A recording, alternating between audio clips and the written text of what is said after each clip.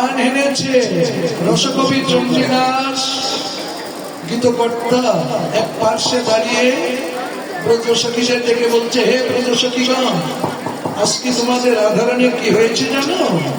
আমার মনে হয় শ্যাম পীড়িতের বান এনেছে। পীড়িতির বান, বান বোঝেন? বান কয়টা? 5টা বান। কি কি? মদন, মাদন, মোহন, শোষণ, স্তম্ভ। এই 5টা বান কি গাছে থাকে জানেন? কি গাছে থাকে বলেন ভাই 5টা বান? এই যে এখানে যত মানুষ আছে না, নারী পুরুষ ব্যক্তি, সবার কাছে আছে। ঠিক আছে, সবার কাছে আছে, কিন্তু কেউ জানে কেউ জানে না। যারা জানে না তাদের জানার জন্য এই জায়গায় বলা হয়, কিন্তু তারা তা কান দিয়ে শোনে না। শুধু দেহ বসে তাকে কানে হেডফোন ঢুকানো থাকে, আমার কথা শোনে না, ওর মোবাইলে যা হচ্ছে তাই শুনে। Time pass. কীর্তন শোনা না তো টাইম পাস করা আর গল্প করা, এতে কীর্তন শোনা হয়? বেঁচে গেছেন সনাতন ধর্মে, জন্মগ্রহণ করেছে। কেননা আমার ধর্মে কোনো শাসন নেই। আমার ধর্মে ভালোবেসে কেটে কেটে মানুষের দিতে হবে। কি দায় করেছে? কতটা টাকা খরচা করে এত সুন্দর প্যান্ডেল করে আজকে সকালবেলা কমিটি দাদা খাটাখাটি করেছে, তার প্রমাণ দেখেন। ওই যে মাটির পাহাড় বানিয়ে ফেলেছে, প্রত্যেকে মাটি কেটে নিয়ে এক সাইডে রেখে এখানে শুকনো মাটি বাহির করে, তারপরে খ্যার দিয়ে, তারপরে আবার ওই কি যেন একটা প্লাস্টিকের মাল দিয়ে তার উপরে বসা হচ্ছে। বুঝতে পেরেছেন? তাহলে এত কষ্ট করছে, খাবার ব্যবস্থা করেছে, বসার ব্যবস্থা করছে, এত আরাম দিচ্ছে কেন? শুধু আমার হরি কথা, কৃষ্ণ কথা দুটো শোনাবার জন্য, আর কিচ্ছু না। যে শুনুক, জানুক, বুঝুক, আমার সনাতনীরা সনাতন ধর্ম সম্পর্কে কিছুটা জানুক, এটাই হলো তাদের উদ্দেশ্য, আর কিছু না। এই অনুষ্ঠান করলে কারোর পকেটে 2-1 লাখ টাকা করে ঢুকবে না, বরং মাতব্বরি যারা করছে ওদের গাড়ির থেকে 2-10-20 হাজার করে আরো বেশি বেশি যাবে এই অনুষ্ঠানে। তবু করে কেন? মানুষের সেবার জন্য, মানুষের কল্যাণের জন্য, মানুষের মঙ্গলের জন্য, মানুষ মানুষের জন্য। সেটা প্রমাণ করছে এই কমিটি দাদা ভাইয়েরা। তাই আপনারা আশীর্বাদ করবেন, বছর বছর যেন এখানে নব বৃন্দাবন সৃষ্টি হয়। আপনাদের মতো ভক্তবৃন্দদের আনায়ন করে সেবা করবার মন মানসিকতা এই কমিটি দাদা ভাইদের থাকে। কেন? এই ভক্ত সেবা মানে ভগবানের সেবা। আবার তার ভিতরে এই তত্ত্ব কথা শোনাচ্ছে। শুনুন, পীড়িতির বান। তাহলে পীড়িত বানগুলো দেখলে এবার পীড়িতির বান কি করে হয় সেটা দেখুন। কীর্তন শুনতে এসেছেন না? 2টো বান আমি ভালো করে দেখিয়ে দিয়েছি। 2টো বান আছে 2 চোখে, আর 3টি বান কীর্তন গিয়ে বলছি, আপনারা বুঝে নিন। সবকে বলতে নয়নে নয়নে বান বলি শোনে, নয়নে নয়নে বান বলি শোনে, নাহি বাজে বাপি, তাই বাজে বাপি, হিয়াই হিয়াই করছ, হিয়াই হিয়াই করছ করিবে, নাহি বাজে বাপি, তাহে বাজে রে, তাহে বাজে রে, আধারে আধারে আধারে আধারে চুপন দিতে, আধারে আধারে চুপন দিতে, আধারে আধারে চুপন দিতে, হে বাজে বাপি, তাহে বাজে বাপি, কি সুখে হইয়াছি আঠারো পুরোনা দিবার কি, পুরোনা দিবার কি, দিবার কি, এটি করে যারা জানে তারা, যারা জানে তারা, করে যারা জানে তারা, করে যারা জানে তারা, রাগের ঘরে রসের খেলা, করে যারা জানে তারা, জানে তারা, বেড়ে বেলায় তারে, বেড়ে বেলায় খেলা করে যারা জানে তারা, রসিক যারা খেলে দুবেন, বুঝেছ? তখন সখীরা বলছে হ্যাঁ রে রাধে, রাধে সব পড়ার মতো। তুই যে ঘাটে আজকে জল আনতে গেলি, ও ঘাটে আমরা বহুদিন ধরে যাতায়াত করি, তা কই আমরা তো কোনোদিন কিচ্ছু দেখিনি, তুই কি দেখে পাগল হলি? বল কি দেখে পাগল হলি? রাধারানী বলছে সখীরে তোদের কপাল ভালো, তোদের ভাগ্য ভালো, কর্ম ভালো, সব ভালো, তাই এসব অঘটনা তোদের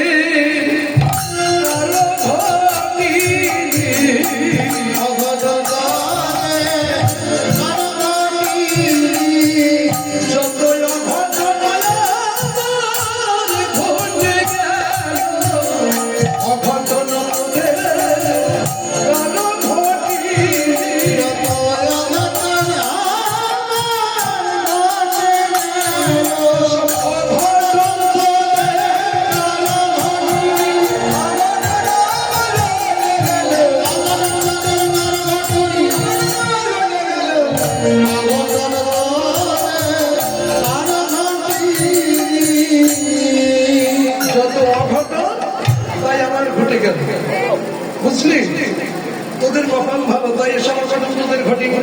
আচ্ছা রাধে, রাধে কি অঘটন ঘটেছে একটু আমাকে বলবি? কি অঘটন ঘটেছে? আরে বাবা বলার জন্য তো সাতক্ষীরা থেকে এই পর্যন্ত আসা, তোরা কি শুনবি না তারাগোনা করবি? কি করবি? শুনবি? দেখ যদি শুনিস তাহলে বলি, তবে আমি যত সময় বলবো তত সময়ের মধ্যে কিন্তু একজন একটা বাজে কথা বলতে পারবে না। যদি তোরা বাজে কথা বলিস তাহলে জীবনে যা করেনি তাই করে যাবিস। এরা হচ্ছে মাঝে মাঝে তুই গাবি গা না গাবি না গা, আমার এই গল্প বন্ধ হবে, দেখি তুই কি করিস। তাই তো? তাহলে তোমরা জানো যে এখানে ও কিচ্ছু করবে, কিন্তু আমার মায়ের তোমরা জানো না, আমি মারলে না মাথা যন্ত্রণা করবে, সেই নয়। মুখের মার বড় কঠিন মার, হাতে মারলে তো একটু তোমার ভালো হয়ে যায়, আর মুখ দিয়ে মারলে না যতদিন ততদিনও যন্ত্রণা ভোগ করতে হবে। ব্রেনের বাড়ি বড় কঠিন বাড়ি, তো সবার লাগে না, তাই সবাই হয় না। তা শোনো, সেটা যেন না করতে হয়। তবে এবার রাধারানী বলছে যদি তোরা শুনিস তাহলে আমি বলি, তোরা শোন। এইবার রাধারানী কিভাবে কি ঘটনা ঘটলো সেটা বলছে, তোরা খেয়াল করে শুনুন। ওরে হেদে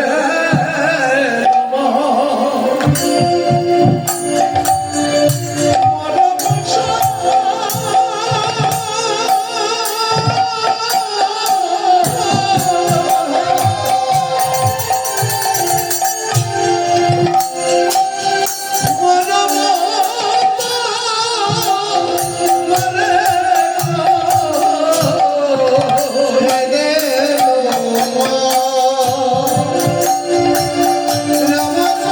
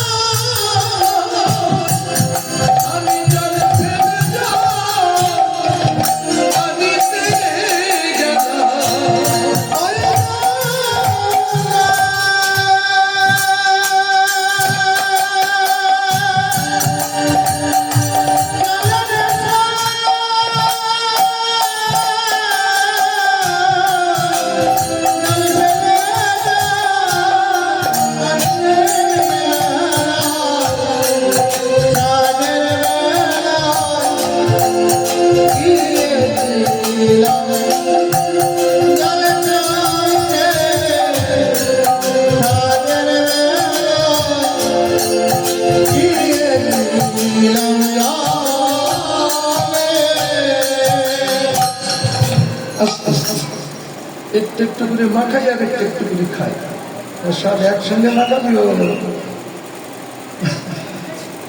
গিলতে ভালো লাগবে নাকি? হেদে তো মরম সই মরম তোমার কই সাদের বেলায় গিয়েছিলাম। সাদের বেলা মানে সাদের বেলা বলে কার? এই যে সাদের বেলা কার বলে? সাদের বেলা মানে সন্ধ্যাবেলা, তাই তো? আচ্ছা, সন্ধ্যা কখন হয়?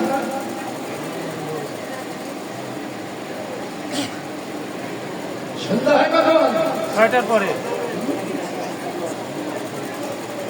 যখন সূর্য অস্তে যায়, মানে ডুবিয়ে যায়, মাঠে বসে কত কথা কয়, তখন সন্ধ্যা হয় তো? তখন রাত হয়ে যায়, অন্ধকার হয়ে যায় নাকি? আচ্ছা বল,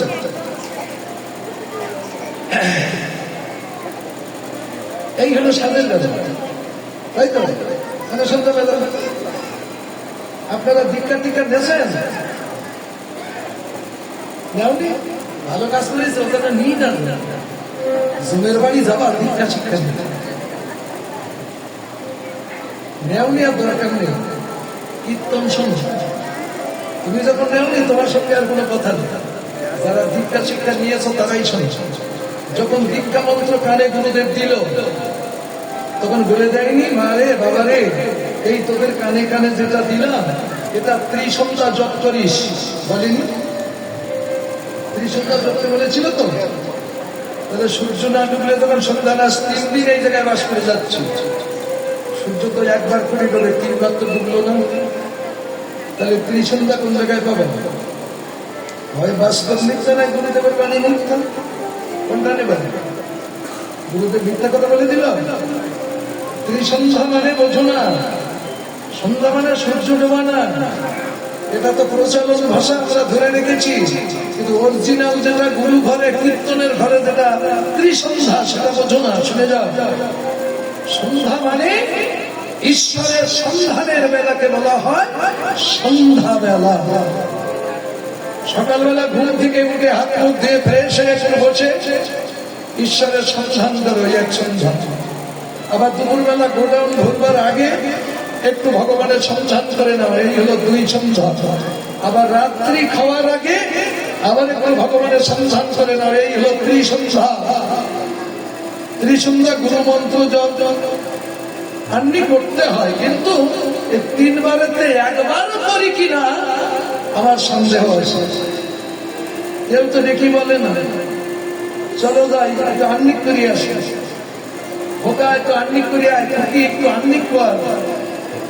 মা বাবারাও আমরা বলি না, ছেলে মেয়েরাও জানে না, ওই গুরুদেব কবে একটু বলিয়ে গেল তা দেখতে আসে না। যা এইভাবে বলে বলে যায় জগতে, এইভাবে আমাদের গতিটা চলছে।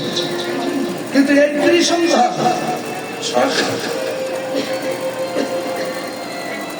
সকালে 1 সন্ধ্যা, দুপুরে 1 সন্ধ্যা, রাত্রি 1 সন্ধ্যা।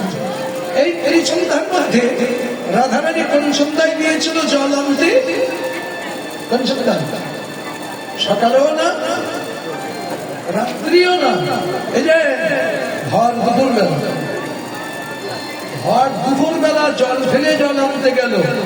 প্রত্যেক দিন যেমন সকালে দুপুর হয়, রাত হয়, হয়তো আর প্রত্যেকটা মানুষের জীবনে সকাল দুপুর রাত হয়।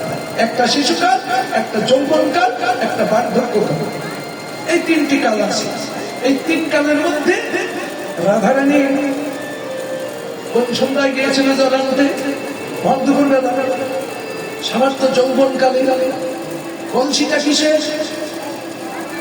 কলসি কিসের কলসি নিয়ে গিয়েছিল জল আনতে? বলেছি না মোটে ঘুরি করবে না, মোটে ঘুরিও না মাথা। বলো কিসের কলসি নিয়ে গিয়েছিল? এটাও তোমাদের জানার দরকার। কেননা সে রাজনন্দিনী, বড় লোকের বউ। সোনার কলসি, পিতলের কলসি, রূপোর কলসি, না মাটির কলসি? কিসের কলসি? মেটি কলসি। এই যে মাটির কলসি, মানে এই যে 5 মাসে কুমার বাড়ি যে কলসি তৈরি হয় না, ও কলসি না। প্রত্যেকের মানব দেহ কলসি, এই মেটিয়ে কলসি, যার অভাব নেই সবার কাছে আসে। এই কলসিতে যে জল আসে সেই জল ফেলে দিয়ে রাধারানী জল ভরতে যাচ্ছে, তাই বলছে জল ফেলে জল আনতে গেলাম। তাহলে কি জল আছে ফেলে দিতে হবে? দূষিত জল। সে দূষিত জলটা আমাদের কলসির মধ্যে আছে। সেবা তোমরা কি ফেলবা? দূষিত জল আছে, সেটা হলো, বলবো রাগ করবে না, আবার মাথা মাথা ঘুরিয়ে দিক করবে। এর ভিতরে দূষিত জল মানে সব কলসিতে না, তবে 99.99% কলসিতে দূষিত জল আছে। আর পাচ্ছেন না কেন? হিংসা, নিন্দা, অহংকার, অবগুণ, এগুলো সব দূষিত জল। ওগুলো আছে না? আমার সব ভালো রে দিদি, আমার একটা দোষ আছে কি, আমি পরের ভালো দেখতে পারি না। আসলে এরকম মানুষ। তাহলে এসব হচ্ছে দূষিত জল। এই দূষিত জল কলসিতে থাকতে ওতে যদি আবার ভালো জল ভরো, তাহলে সব জল দূষিত হয়ে যাবে। তাই জলটাকে ফেলে না, জল ফেলে জল ভরো। তাই হরিবাসরে আসতে গেলে আবার একটা কথা বলবো, রাগ করো না, তোমরা এখনো হরিবাসরে সবাই বসতে শেখোনি। সবাই এখনো হরিবাসরে এসে আমরা বসতে শিখিনি। যদি বলো সারা জীবন বসে গেল, আজকে বসতে শিখিনি, আমরা দাঁড়িয়ে আছি না। বসেছ ঠিকই আছে, কিন্তু বসতে গেলে যেটা করতে হয় সেটা কেউ করুন। আমি তো বাস্তববাদী, আমি তো দেখছি। আমি কীর্তন গাই আর না গাই, তোমাদের না দেখে তো গাইতে পারি না। ওই যখন বেশি কথা বলো তখন এইদিকে ফিরি, আর কি করি? আন কথা বলা মুখ দেখলে আমার ভিতরে আন কথা এসে যাবে, হরিকথা কৃষ্ণ কথা হবে না। এই জন্যে শুনে যাও, হরিবাসরে আসতে গেলে যে জায়গায় যাও না কেন, লোকের বাড়ি, নিজের বাড়ি, পরের বাড়ি, যেখানে যাও, হরিবাসরে যেখানে যাও, যে জায়গাটায় বসবে, বসার আগে ওই জায়গাটায় একটা প্রণাম করবে। কেননা আজকে 3 দিন ধরে এই জায়গাটা ত্রিধাম নবদ্বীপ প্লাস বৃন্দাবন, গৌর কথা কৃষ্ণ কথা আলোচনা হচ্ছে, ঠিক আছে? তাহলে এই জায়গার একটা সম্মান আছে, একটা গুণ আছে। তাহলে সম্মান রেখেছ? দাদা একটু সে লিখেছে, এটাই কি নিয়ম? দিদি একটু শহর, আমরা ওই জায়গা থেকে, এটাই কি নিয়ম? যে জায়গাটায় বসবে, বসার আগে ওই জায়গাটায় প্রণাম করো। একটা প্রণাম করে তাও প্রণাম করতে সবাই জানো না, এটাও জানো না, রাগ করো। একদম কথা না। আর আধা ঘন্টা খালি থাকবে, বেশি সময় থাকবে না, তোমাদের চালাবো না। তবে একটু চুপ করে থাকো, যা জ্বালিয়েছো সারাদিন আর জ্বালিয়ে। প্রণাম করতে জানো না তোমরা, এটা লজ্জার বিষয়। বলতে গেলেও লজ্জা লাগে আমার, কিন্তু না বললে তো হবে না। মেয়েদের প্রণাম হলো পঞ্চমঙ্গে, আর পুরুষের প্রণাম হলো অষ্টাঙ্গে। দণ্ডবাদ আছে শুধু পুরুষদের, কোনো মহিলার দণ্ডবাদ নেই। আপনারা আসলে সে টানটা নিয়ে শিখলে প্রণাম করেন কেন? পাইছেন কোথায়? কি শিখাইছে আপনাদের? পুরুষ লোকেরা টান টান দিয়ে প্রণাম করতে পারে, একে বলে দণ্ডবাদ। দণ্ড মানে লাঠি, বৎসবে পড়া লাঠির মতো টান টান হয়ে শুয়ে পড়ে প্রণাম করবে শুধুমাত্র পুরুষের। কোন নারীর দণ্ডবাদ নাই, রেকর্ড দলিল দেখিয়ে দেব। আগে শুনে নাও, মেয়েদের প্রণাম শুধু হরিবাসরে পঞ্চমঙ্গে। পঞ্চমঙ্গ কি তা জানো? কোমরের নিচে এটা এক অঙ্গ মাটিতে লেপতে থাকবে, একটু বামে হেলে হাত দুখানা সামনে দিয়ে মাথাটা মাটিতে ঠেকাবে, এই হলো 5টা অঙ্গ। বলবা কোমরের নিচে এক অঙ্গ, 2 কান 3টি, আর এই 2 হাত 1 পা 4টি, আর এই মাথা 5টা মাটিতে স্পর্শ করবা, এই হলো পঞ্চমঙ্গ। আর পুরুষদের অষ্টাঙ্গে প্রণাম, এ 2 বৃদ্ধাঙ্গুলি, পায়ের 2 বৃদ্ধাঙ্গুলি, এই দুই হাঁটু জানু বলে, এই দুই কানু কটা হলো? ছটা। এই একটা সাতটা আর এই একটা আটটা। এইটা হলো পুরুষদের প্রণাম। তাহলে পুরুষের মতো করে যদি মহিলারা প্রণাম করে, কি ফার্স্ট ক্লাস বাজে দেখতে লাগে না? অথচ আমরা হা করে দেখি কেন? আমাদের শিক্ষা নেই। আবার এগুলো বলতে গেলে আরে ওসব কিছু বাদ দাও তো, তোমার মতো তুমি খেয়ে যাবে, কি করবো? যেচে দিলেও নেবে না, আবার তার দিদিরা জানবেও। যদি এগুলো আপনারা সচক্ষে দেখতে চান, আমি একটা গ্রন্থের নাম বলে যাচ্ছি, গ্রন্থটা একটু পড়ে নেবেন। ওই গ্রন্থের ভিতরে এই প্রণাম আচার আচরণ সব আছে। সেটা হলো সর্বস্বামীর মধ্যে গোপাল ভট্ট গোস্বামী বিরচিত হরি ভক্তি বিলাস গ্রন্থে পেয়ে যাবে। যদি পড়ে,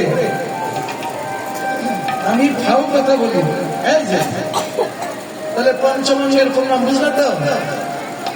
যত সময় কীর্তন শোনো, 1 ঘন্টা 2 ঘন্টা 5 ঘন্টা যা শোনো, এই জায়গা ছেড়ে আবার চলে যাবে তো, যাওয়ার সময় আবার একটা প্রণাম করে যে তোমার জীবনে কিছু হোক আর না হোক, হরিবাসনে এসে দুটো প্রণাম তো হলো। 2 বার মাথা নিচু দিনে 1বারও হতে চায় না, তাই 1বারও যদি হয় আমাদের সেটা মঙ্গলের বিষয়। তাই একটু মাথা নিচু করে, কেমন বলছি, জল ফেলতে গেলে কলসিটা হেলাইয়ে দিলে ভুট করে ধরলে ঢক ঢক করে সব জল বেরিয়ে যায়।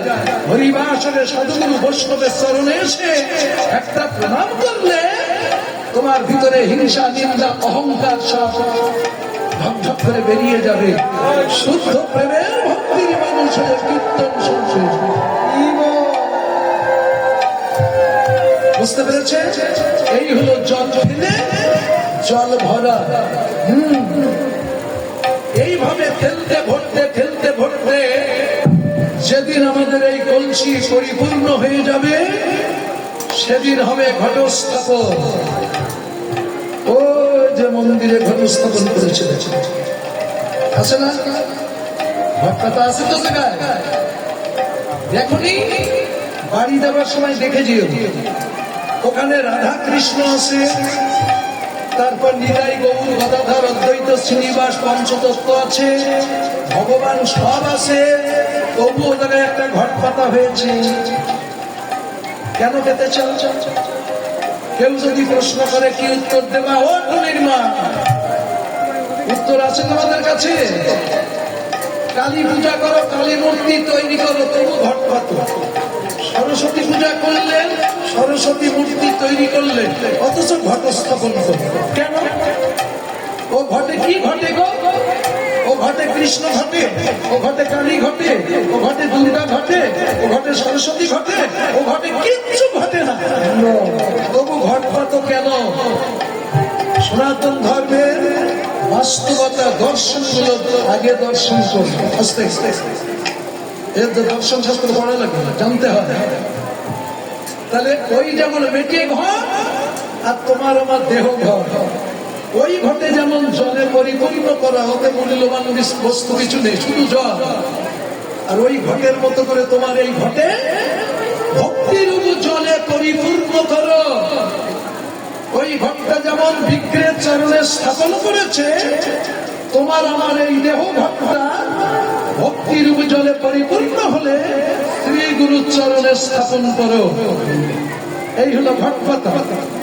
তারপরে ঘটের উপরে একটা অম্রপল্লব দেও, আমের পাতা দেও। কেন? একটা আম গাছ দেখেছেন কত বড়, অনেক লম্বা, অনেক বড় হয়, কিন্তু পাতার গতি কোন দিকে তা কেমন করেছে? আমের পাতা আগে নিচের দিকে। এইরকম জুতির পাতা কি আর কোনো গাছে আছে? বাঁশ গাছে, খেজুর গাছে, তাল গাছে, কোনো গাছে আছে জুতির পাতা? আম গাছই আছে। তো জগৎকে দেখাচ্ছে এই আমের পাতাটা দিয়েছে, তার মানে ওটা হলো দীনতার প্রতীক। যখন ভক্তির জলে পরিপূর্ণ হবে, তখন সে ভক্তের ভিতরে দীনতা স্বভাব আসবে, অন্যকে বড় করে নিজেকে ছোট করে দেখবে। এই দীনতা স্বভাব ভক্তিভাব, তাই ওই অম্রপল্লব দেওয়া। আর এই দীনতা ভাব স্বভাবটা যখনই আসবে, আবার দেখেছেন ওর উপরে একটা শীষ ফল বসিয়ে দিয়েছে, নারকেলের ফল তাতে শীষ থাকবে। এই শীষ ফল বসিয়ে দিয়েছে, শীষটা উপরের দিকে তুলে ঘাটের উপরে বসিয়ে দিয়েছে, তাই না? ওই ফলটা কি জানো? ওই ফলটা হলো প্রেম ফল। প্রেমী ঈশ্বর, ঈশ্বরী প্রেম। প্রেমের গতিপথ দিকে শীষটা উপরের দিকে তুলে দিয়েছে, জগৎকে দেখাচ্ছে, জগৎ দেখো আর শেখো। ওই ঘটের জীবনে কিছু ঘটুক আর না ঘটুক, ওই ঘটের মতো করে যেদিন তোমার আমার দেহ ঘটের স্থাপন হবে, সেদিন তোমার দেহ ঘটে কৃষ্ণ ঘটে, দেহ ঘটে কৃষ্ণ ঘটে, দেহ ঘটে কৃষ্ণ ঘটে। বিশ্বাস না হয় বলে দেখো, দেহ ঘটে কৃষ্ণ ঘটে, বাইরে কোথাও ঘটে না গো, যদি ঘটে দেহ ঘটে, বাইরে কোথাও ঘটে না গো, যদি ঘটে দেহ ঘটে, বাইরে কোথাও ঘটে না গো, বিশ্বাস না হয় বলে দেখো, বিশ্বাস না হয় বলে দেখো। আমার কথা শুনে বিশ্বাস করে বাড়ি গিয়ে বসে থাকলে কোনো কাজ হবে না, কর্ম করে দেখো। আমি নগদ খদ্দের, বাকি দোকানে আমি কেনা বেচা করি, বুঝেছ? কথা শুনে কর্ম করে ফল ফলা, ঠিক আছে? কর্ম করলে ফল পাবা। তাহলে এই হলো আমাদের জল ঢেলে জল ভরা। কেমন মাথায় থাকবে তো? এইবার সখীরে আমি যখন জল ঢেলে জল আনতে গেলাম, যে কি দেখলাম জানিস? ওই যমুনার ঘাটে যে আমি দেখলাম, কি দেখলাম? নন্দের নন্দন ও পাটিল লইয়া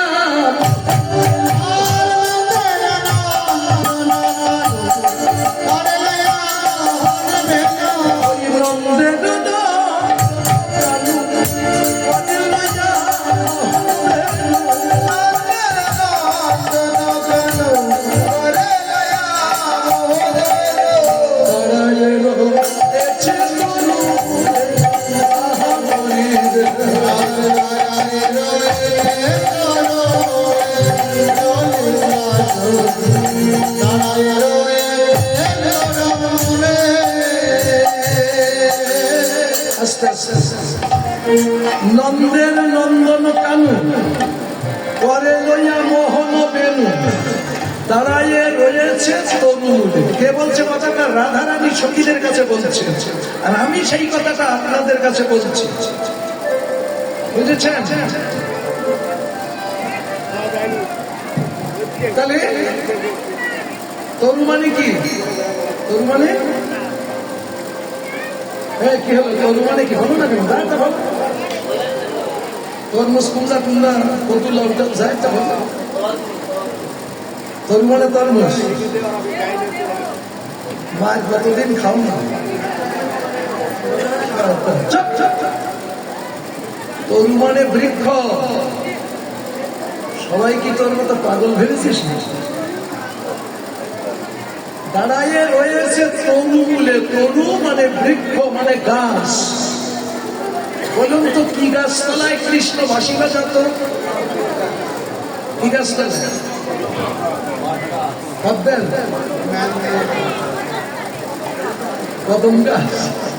আচ্ছা, আপনাদের গ্রামে এলাকায় কদম গাছ আছে? নেই? আপনার আছে তো বহু। হ্যাঁ, আসলে জীবনে কি কেউ কখনো কোনোদিন শুনেছ যে অমুক দেখেছে কদম তলায় কৃষ্ণ বাঁশি বাজাচ্ছে? লোকে বলে, তাই আমরাও বলি। কিন্তু কদম গাছ তলা যদি কৃষ্ণ বাঁশি বাজাবো, তাহলে আগে বাজাতো না। কিন্তু যে কদম গাছ তলায় কৃষ্ণ বাঁশি বাজায়, সে কদম গাছের খবরই তোমরা রাখো না, এখনো সেই জায়গায় বাঁশি বাজাচ্ছে। দেখবা, দেখে যাও যদি সব থাকে।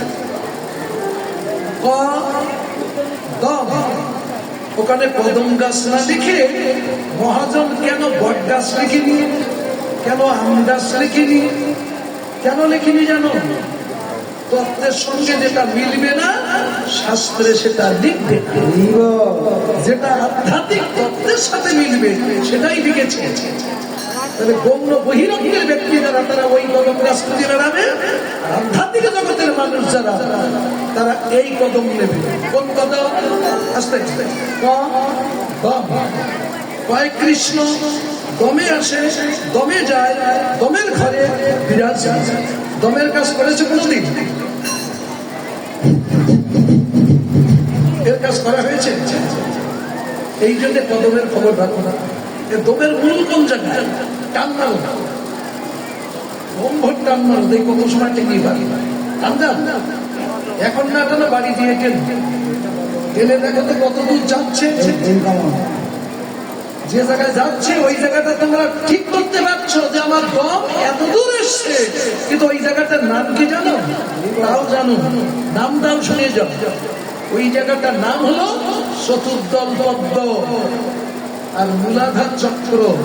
ঠিক আছে, চতুর্দল পদ্ম আর মূলাধার চক্র কতদূর টান মারছে। ওখানে কি আছে? কুলকুণ্ডলিনী শক্তি আছে, অধমুখী হয়ে সাপের মতো। তাই দমের কাজ যেদিন করবা, রেচক পূর্বক যেদিন করবা, গুরুর নির্দেশ অনুযায়ী যেদিন টানাটানি করবা, সেদিন তোমার এই কুণ্ডলিনী শক্তি একটু একটু করে টানবে। টানতে টানতে টানতে টানতে ঊর্ধ্বমুখী হয়ে যাবে। এই টানছে কে জানো? এই হলো কৃষ্ণ। কৃষ্ণ ধাতু নপ্রত্যয় কৃষ্ণ, যিনি কর্ষণকারী, কর্ষণ করছে, কর্ষণ করে উপর দিকে টানছে। টানতে টানতে যেদিন ঊর্ধ্বমুখী হয়ে যাবে কুণ্ডলিনী শক্তি, সেদিন আমাদের সুসংবাদ দ্বার খুলে যাবে। সুসংবাদ দ্বার খুলে গেলে তখন তুমি নিজেকে নিজে উদ্ধার করতে পারবে। অজগোদিত উদ্ধার শ্রী গৌর। এই উদ্ধার করবার জন্য গৌর হরিয়েছে এই কীর্তন দিয়ে তত্ত্বগুলো জানাচ্ছে। কিন্তু আমরা তার মনোযোগ দিয়ে শুনি। ভালো লাগলো তো খানিক্ষণ থাকলাম, বাড়ি হাঁটলাম, চল যাই দাদা, একটু দেরি করে যাচ্ছে। মনে উড়ো উড়ো থাকলে উড়ো মনে কীর্তন বোঝা যায় না। এগুলো বাস্তব বড় কঠিন। তাই এবার ওইখানে কৃষ্ণ ছিল, এখনো আছে, ভবিষ্যতে থাকবে। পৃথিবীতে যতদিন মানুষ থাকবে ততদিন কৃষ্ণ ওইখানে থাকবে। তাই মানুষ তুমি বোঝো চাই না বোঝো, সেটা তোমার ব্যক্তিগত ব্যাপার। নিত্যানন্দ প্রভু গোপন পথে এই গোপন তত্ত্বগুলো জানিয়ে দিয়েছে। আর এই কীর্তন রেখে গেছে মহাপ্রভু। কেন? এই কীর্তনের ভিতর দিয়ে এই গভীরতা তত্ত্বগুলো প্রকাশ করছে। এর একটা গৌণ, একটা মোক্ষ, একটা অনুমান আর একটা বর্তমান। বর্তমানে গেলে তোমার এখানে আসা লাগবে, আর অনুমান তো অনুমানই আছে, বুঝে বসে আসছে। অনুমান সনাতন না, সনাতন হলো বর্তমান। তাই দাঁড়ায় রয়েছে তরুমূলে। আমি দেখিলাম, দেখি কি করলাম, আস্তে আস্তে নন্দের নন্দন কেন? সে তো কাহার নন্দন নয়, সে তো নন্দের নন্দন হয়। কি বললেন? কারো নন্দন নয়, নন্দের নন্দন হয়। তাহলে আমরা বুঝি যে নন্দ ঘোষ নামে একজন ব্যক্তি, নন্দন মানে পুত্র, নন্দ ঘোষের ছেলে কৃষ্ণ, এটাই বুঝি। কিন্তু এই বোঝার ভিতরে আর এক বোঝা আছে, সেটা একটু বোঝেন। এই যে এখানে যত লোক আমরা এসেছি, যত মানুষ এসেছি, সবাই কিন্তু আমরা নন্দের নন্দ, অস্বীকার করতে পারবে না। সবাই আমরা নন্দের নন্দ। যেমন বাস্তবটা দেখো, আমি তো একজনের নন্দন, আমাকে দিয়ে দেবো। কার নন্দন? আমার বাবা। আমার বাবা একজনের নন্দন। তার বাবা। তার বাবা একজনের নন্দন। তার বাবা। এইভাবে তুমি কয় বাবা পর্যন্ত যাবা, তারও বড় আছে বাবা নেই। গীতায় কি বলেছেন? হে অর্জুন, আমি সর্বভূতে বিরাজমান, আমি সবার ভিতরে আছি। চির শাশ্বত, চিরন্তন, চিরনূতন। যখন জানবা তখন নূতন, জানবা না জানবা, যখন জানবা তখন নূতন। আজও পর্যন্ত কেউ পুরাতন করতে পারিনি, পারে না, পারবে। আজকে আমি জানলাম, আমার কাছে নতুন। আমার প্রজন্ম জানবে, তার কাছে নতুন। তার প্রজন্ম জানবে, তার কাছে নতুন। এইভাবে নতুন নতুন ছিল, আছে, থাকবে। তাই চির শাশ্বত সনাতন ধর্ম। বোঝা গেল? তাই দাঁড়ায় রয়েছে তরুমূলে। এই নন্দের নন্দন কানু করে লয়া মোহন বেনু, দাঁড়ায় রয়েছে তরুমূলে। আমি না চাহিলাম তাহার পানে,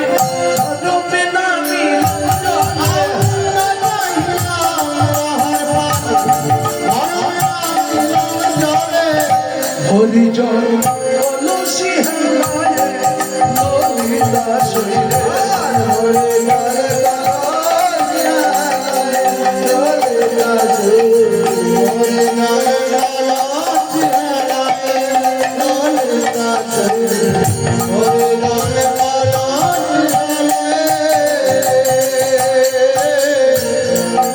দেখলে দেখলে তো কিভাবে কলসিতে জল ভরছে। অহংকারের উচ্চমাতা যত নিচু করবা তত তোমাদের ভিতর থেকে হিংসা নিন্দা অহংকার বেরিয়ে যাবে, ততই তোমার ভিতরে প্রেম ও ভক্তির উজ্জ্বল চর্চ করে ঢুকবে। বুঝেছ? হরিবাসরে আসলে কিছু হোক না হোক এটুকু উপকার তোমাদের হবে। তাই বলছে হরি জল কলসি হালায়ে, আমি যখন জল ভরছি তখন কি হয়েছে জানিস? আমার শ্রবণে দম ছিল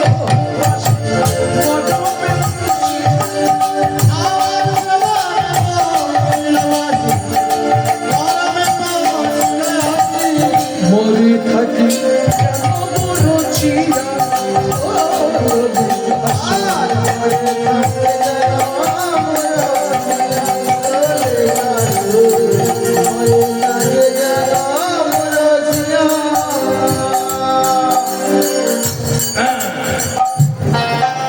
কি বললাম? শ্রবণে দম ছিল বাসি, মরমে বসিল আসি। আচ্ছা, বাঁশি তো অনেকে বাজায় না, বাজায় না? তা বাঁশি সুর শুনে পাগল যদি হতো মানুষ, একটাও কি ঘরে থাকতো আমরা? এই বাঁশি তো বাজায়, টেলিভিশনে বাজায়, রেডিওয়ে বাজায়, আজকাল মোবাইলে বাজাচ্ছে, নামের দলে কত কীর্তনের দলে বাঁশিওয়ালা আছে, তো সুর শুনে পাগল হয়। এই যে বাঁশির সুর শুনে পাগল হয় সে সুর তোমরাও শুনেছ, কিন্তু তোমরা গুরুত্ব দিতে পারো না। তাহলে বাঁশি তো কৃষ্ণ বাজায়, আরে কৃষ্ণ ছাড়া কি আর অন্য কেউ বাজায়? কৃষ্ণই বাজিয়েছিল আমার কানে, কবে জানো? তাহলে কৃষ্ণ খুঁজে বার করতে হবে আগে।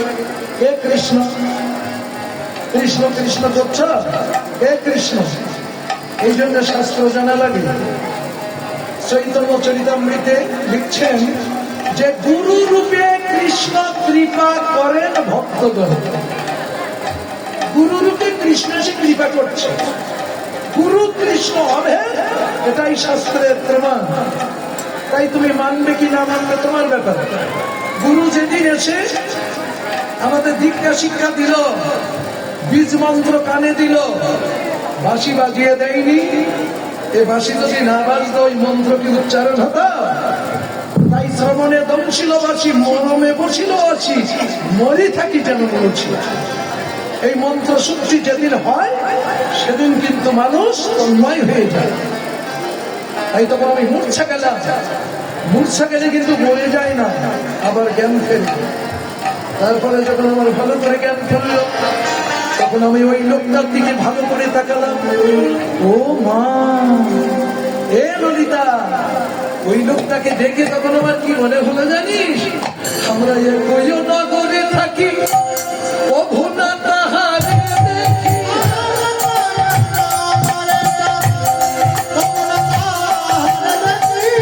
একই নগরে থাকি, প্রভু না তাহারে দেখি।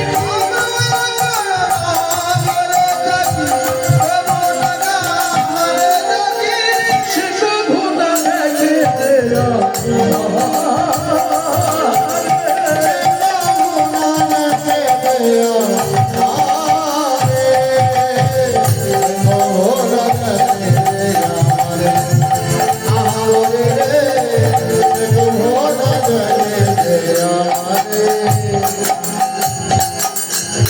একই নগরে থাকে। নগর মানে কি? নগর মানে একটা গ্রাম। কি গ্রাম? পুনট গ্রাম। এটা পুনট তো। তাহলে পুনট গ্রামে সেও থাকে, আমিও থাকি। আমিও কোনোদিন তার দেখিনি, সেও কোনোদিন আমার দেখিনি। কথাটা কি ঠিক হলো? পদকর্তাদের পদ লিখেছে ঠিক লিখেছে না ভুল লিখেছে? কিন্তু এক গ্রামে দুইজন থাকি, আমি কোনোদিন তার দেখিনি, সে কোনোদিন আমার দেখিনি। কিন্তু হয় আমি কীর্তনিয়া হরিদাস, আমি বাংলা ভারত সব জায়গায় কীর্তন গাই। আমি কটা লোক চিনে রাখতে পারি। কত লোক আজকে হচ্ছে দাদা দেখেন তো চিনতে পারেন কিনা। আমি চেনা চেনা লাগে, তবু আছে না, আমি ঠিক রাখতে পারি না। মনে হচ্ছে যেন কোথায় দেখেছি। আমাদের বাড়ি ছিলেন, 3 দিন ছিলেন আমাদের বাড়ি, কত চিনতে পারছি। কিন্তু আমি যদি বলি যে ও আমার কোনোদিন দেখিনি, বলা ঠিক আছে? তাহলে মহাজনের পদ লিখলো কি করে যে এক গ্রামে বাস করে কেউ কারো দেখিনি? উত্তর কোন জায়গায়? এর উত্তর সোজা, কিন্তু আমাদের তো তেরোর মানুষ সোজা করতে পারি না।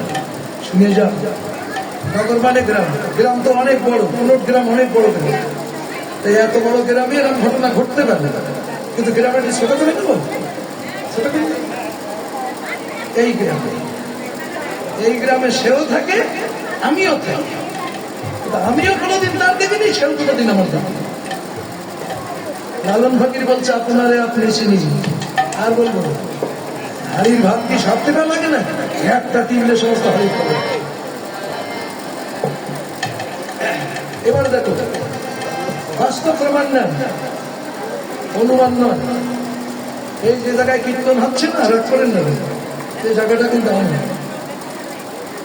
আপনাদের ওই বাজারে মেন রোডের ধার দিয়ে 30খানা দোকান আছে আমাদের।